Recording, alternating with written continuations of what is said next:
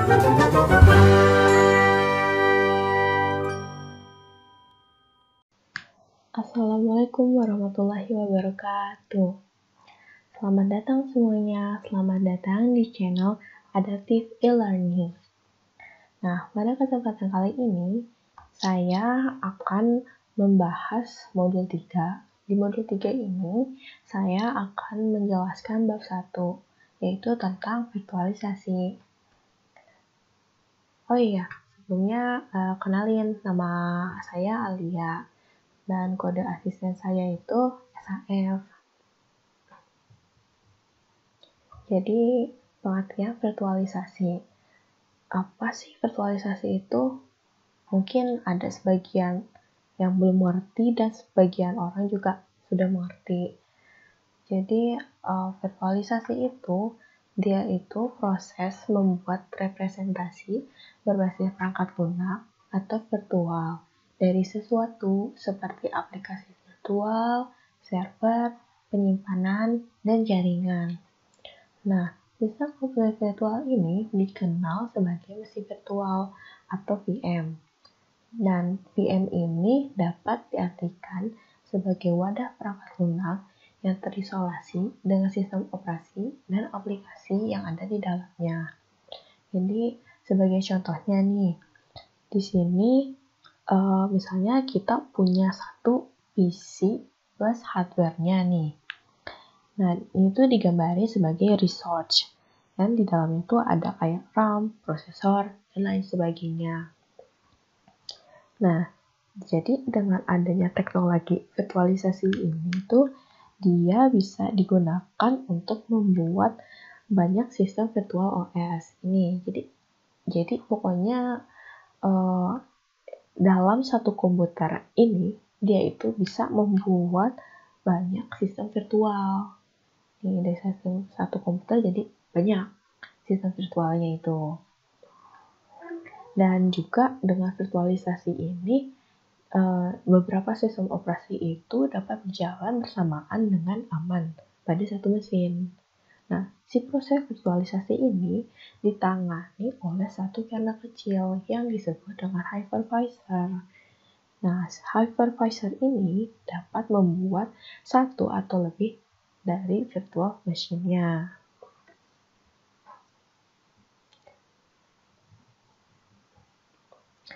Nah, selanjutnya itu ada keuntungan dari virtualisasi. Keuntungan dari virtualisasi sendiri diantaranya sebagai berikut. Yang pertama itu meminimalisir atau menghilangkan downtime atau waktu hentinya mesin. Jadi, virtualisasi ini tuh bisa dioperasikan untuk menghadapi masalah sistem operasi dan aplikasi seperti crash yang mempengaruhi produktivitas si penggunanya. Terus yang kedua juga, dia meningkatkan produktivitas, efisiensi, kelincahan, dan daya tanggap pada ID. Nah, yang ketiga ini penyediaan aplikasi dan sumber dayanya lebih cepat. Jadi, si virtualisasi ini tuh dia tuh membuat sumber daya dan aplikasi yang tersedia jauh lebih cepat daripada si infrastruktur fisiknya sendiri. Terus yang keempat itu dia mengurangi biaya modal dan operasional. Jadi virtualisasi ini dia itu memungkinkan untuk membatasi si jumlah jumlah sumber daya perangkat keras dan mengurangi biaya operasi dan pemeliharaan yang signifikan. Nah, serta juga nih virtualisasi ini mengurangi penggunaan listrik juga. Dan yang kelima ini dia menyederhanakan manajemen pusat data. Jadi kayak dia itu mengganti beberapa komputer dengan satu VM untuk virtualisasi. Nah, dengan mengganti itu tuh itu tuh sebuah cara untuk si pengaturannya itu lebih mudah lagi dan sederhana. Dan yang keenam itu ketersediaan pusat data buatan perangkat lunak yang sebenarnya. Terus ada macam-macam perangkat yang dapat divirtualisasi. Nah, perangkat yang dapat divirtualisasi itu ada 5. Nah, yang pertama itu ada virtualisasi data, yang kedua ada virtualisasi desktop, yang ketiga ada virtualisasi server, yang keempat ada virtualisasi sistem operasi, dan yang kelima itu ada virtualisasi fungsi jaringan. Nah, di sini saya akan menjelaskan sedikit macam-macam perangkatnya. Nah, yang pertama ini ada virtualisasi data.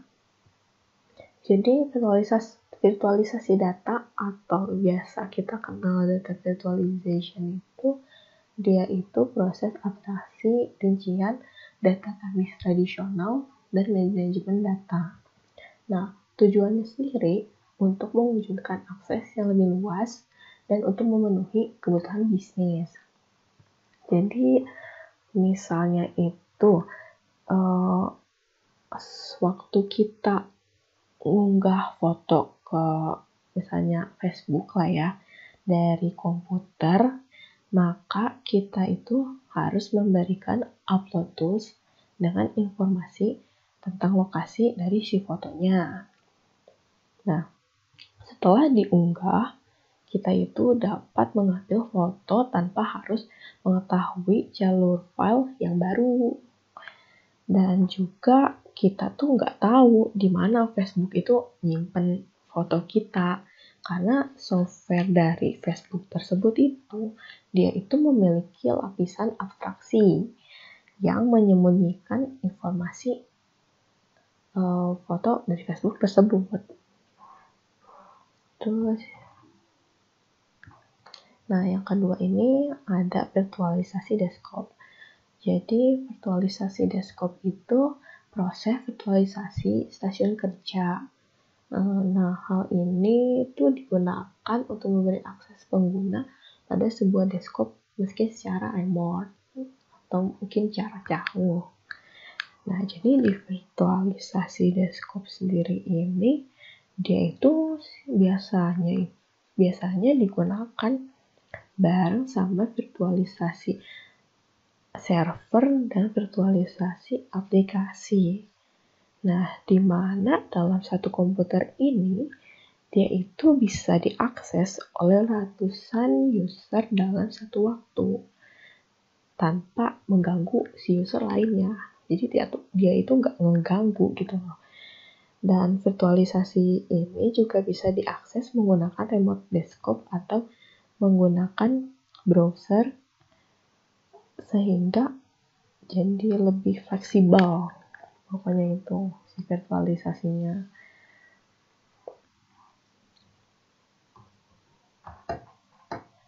Nah, selanjutnya itu ada virtualisasi server.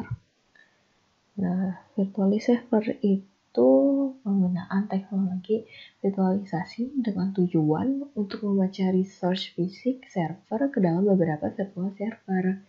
Jadi, selain bertujuan untuk memecah resource fisik server ke dalam beberapa virtual server, juga bisa meningkatkan pembagian jaringan dan kapasitas untuk berkembang.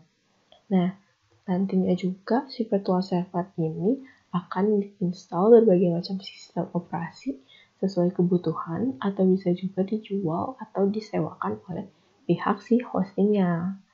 Jadi dia ini pokoknya untuk menyederhanakan sumber daya si servernya sehingga kayak lebih mudah dipahami lagi lah virtualisasinya itu. Terus yang keempat itu ada virtualisasi sistem operasi atau OS.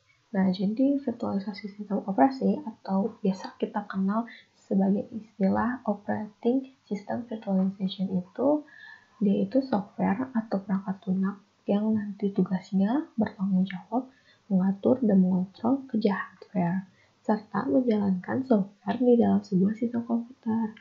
Nah, jadi sebenarnya dengan adanya sistem operasi ini, beberapa program komputer itu nantinya itu yang berbeda dapat berjalan pada waktu yang bersamaan, dan di setiap program juga dapat berjalan dengan sukses. Nah, tipe dari virtualisasi sistem operasi ini biasa yang kita kenal itu Linux sama Windows. Nah, terus yang terakhir nih, ada virtualisasi fungsi jaringan atau NFV. Mungkin ada beberapa orang yang udah tahu ya NFV ini. Jadi NFV ini atau Network Function Virtualization tuh dia konsep mentransfer fungsi jaringan dari peralatan perangkat keras khusus ke aplikasi berbasis perangkat lunak. Nah, jadi sebenarnya itu secara sederhana si NFV ini dia tuh mampu menawarkan fungsi jaringan dan infrastruktur jaringan sebagai sebuah layanan, bukan sebagai sebuah sistem.